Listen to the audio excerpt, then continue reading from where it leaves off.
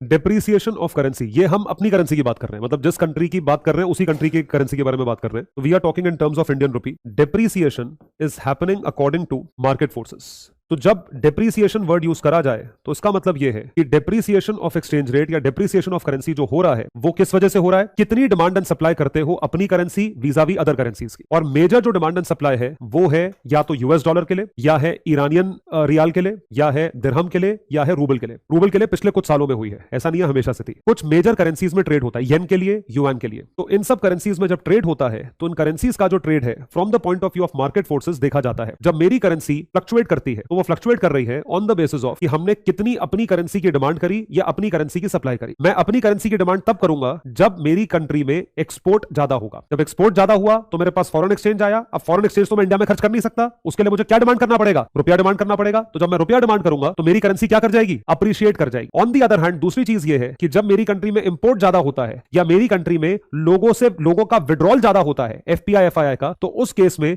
हम foreign exchange या जो जिस भी कंट्री का करेंसी है उसकी डिमांड ज्यादा करते हैं। जब इसकी डिमांड ज्यादा करते हैं तो ये करेंसी अप्रिशिएट करती है और अपनी करेंसी क्या कर जाती है, डेप्रिशिएट कर जाती है। तो depreciation of currency means that the currency in question यानी कि इंडियन रुपी जो है वो मार्केट फोर्सेस की वजह से नीचे जा रहा है, डिक्लाइन कर रहा है वीजावी सम अदर करेंसी। किसी और करेंसी के मुताल्लिक अगर मेरी करेंसी नीचे जा रही है और उसके नीचे जाने के पीछे मार्केट फोर्सेस का रीजन है, डिमांड सप्लाई का रीजन है, तो हम उसे डेप्रिसिएशन का नाम देते हैं।